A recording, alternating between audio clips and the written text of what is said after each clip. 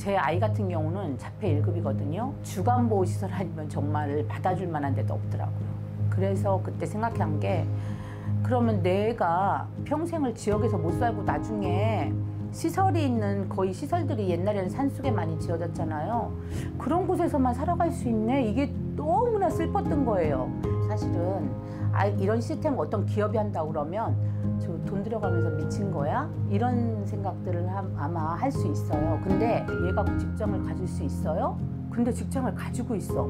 더구나 장기 근속을 해. 이게 사회인식이 됐으면 좋겠다는 뜻에서 이걸 시작했습니다. 안녕하세요. 저는 사단법인 두리아나라고 저희는 사회적 기업이고 장애인 직업재활시설이고요. 김미라고 합니다. 반갑습니다. 저희는 발달장애인 친구들이 있어요. 이제 부모회로 시작을 했고요. 이 친구들이 성인이 되었을 때 많이 할 수 있는 것들이 없더라고요. 그래서 그 부모회에서 아이들한테 직업을 주고자 시작했고요. 그래서 지금은 제과제빵을 같이 하고 있고 카페를 함께 운영하고 있습니다. 저희가 이름이 두리아나 다울이에요. 두리아나라는 말이 두 명이서 한 사람이 됐으면 좋겠다는 뜻이에요. 그래서 누군가의 도움을 받아야만 살아가는 아이들, 카페 이름이 다울이고 그 친구들이 만드는 쿠키 상품명을 다울이라고 졌어요. 다울이라는 뜻에는 다 함께 사는 우리라는 뜻을 담았어요. 그래서 지역사회에서 우리 아이들이 함께 살아가는 아이들인데 살아갔으면 좋겠다는 부모 열망이죠. 저는 일반 학교에 다니게 된 목적이 아이가 사회에서 살길 원했고 아이가 지역사회 내에서 살길 원했고 아이가 투표를 하길 원했어요. 물론 지금은 투표를 시설도 하겠죠. 근데 그러길 원했는데 현실은 제 아이가 그렇게 못 살아가는 게 현실이었던 거예요. 제가 학교를 들여보내기 전에 가만히 생각해 보니까 아이가 고등학교를 졸업하면 다시 사회로 나와야 되는 상황이더라고요. 사회로 나와야 되는 애를 왜 일반 사람들하고 떨어져서 다른 학교를 가야 되지? 그래서 일반 학교를 보냈어요.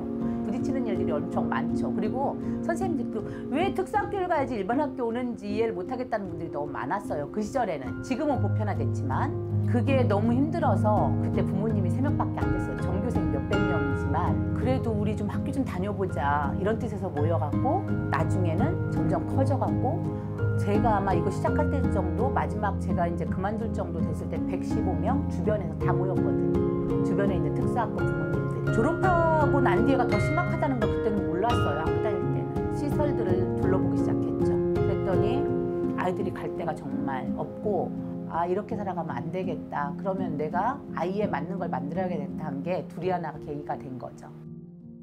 마라톤, 그 인형의 집도 있고 자폐성 장애들을 다룬 내용들이거든요. 그런 걸 보시면 약간은 이런 애구나. 그리고 행동들이 상동행들이 있어서 사람들이 얘들은 다가기가 무섭구나 이런 건 알 수 있을 것 같고요. 근데 사실은 우리 발달장애인 친구들은 100이면 100, 1000이면 1000 똑같은 행동을 하는 친구들은 한 명도 없습니다. 사람들 성격 똑같은 사람 한 명도 없잖아요. 그거하고 똑같다고 생각해 주시면 되고 그냥 성격이 달라서 이런 행동을 하는 거야 하고 이해해 주시면 될 것 같다는 생각이 듭니다.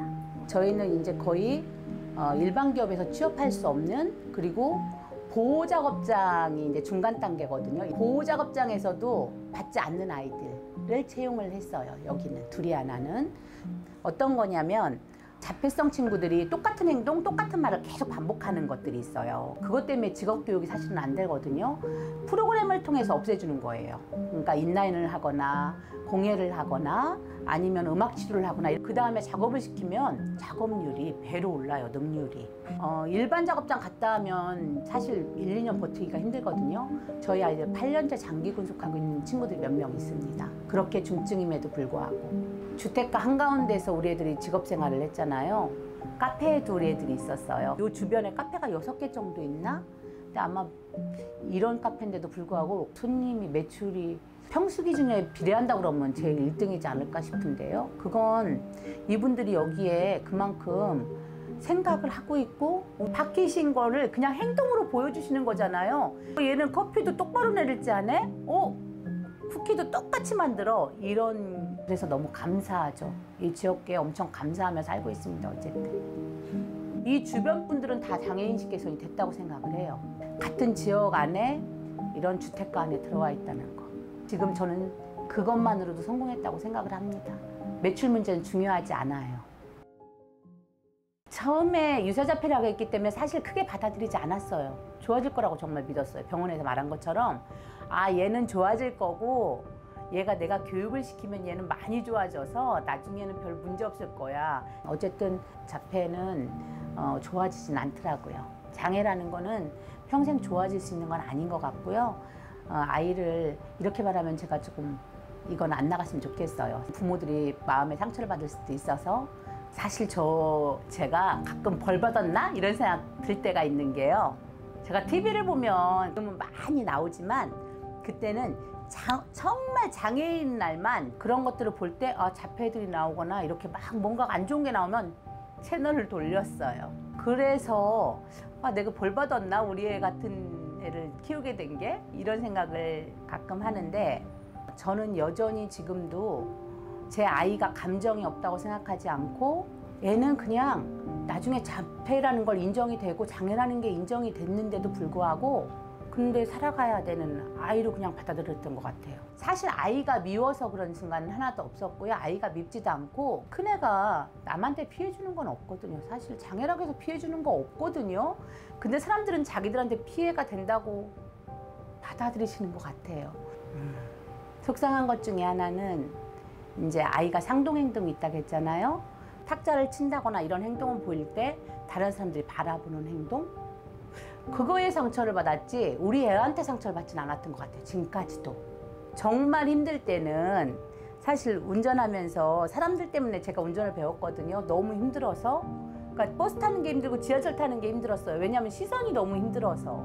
제가 이 얘기할 때면 다른 사람들이 말도 안 되는 소리 좀 하지 말라고 자꾸 이런 말씀을 하시는데 정말 많아요. 그래서 아이를 태우고 다니면서 수도 없이 한 행동은 이런 말을 해도 되나? 내가 이 차를 몰고 가다가 저기로 빠지면 아이하고 같이 그냥 죽을 수 있겠구나. 그럼 아이도 행복하고 나도 행복할 수 있겠구나. 그거를 실행을 하려는 마음이 너무 많다는 게 이게 장애인 부모의 너무 아픈 현실인 것 같아서.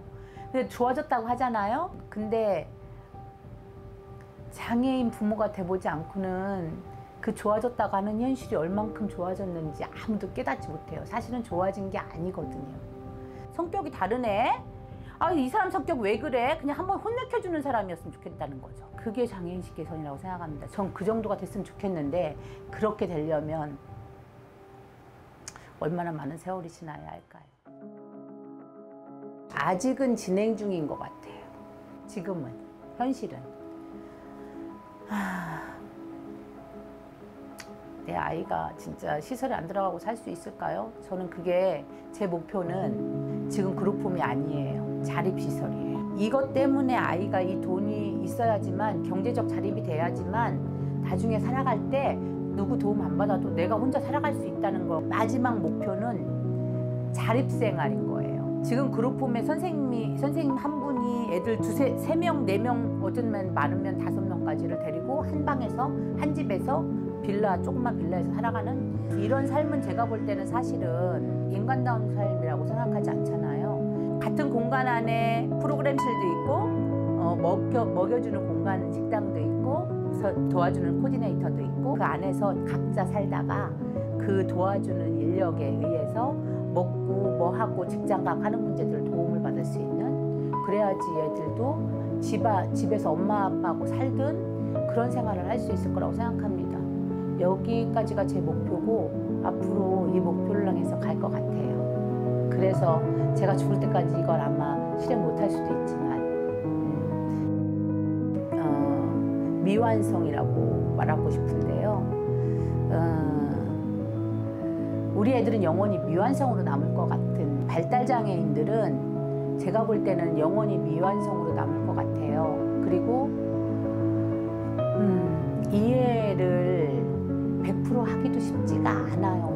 솔직히. 저도 부모지만 가끔 너무 힘겨울 때가 많거든요. 그래서 이 아이들을 100% 이해한다는 건 있을 수도 없고 그래서 항상 미완성 같은 제가 이렇게 간다고 해도 많이 달라질 것 같진 않고 그래서 미완성인 것 같고요. 아이들도 그렇다고 장애가 달라지진 않아요. 장애가 좋아지진 않더라고요. 그래서 그것도 미완성인 것 같아요.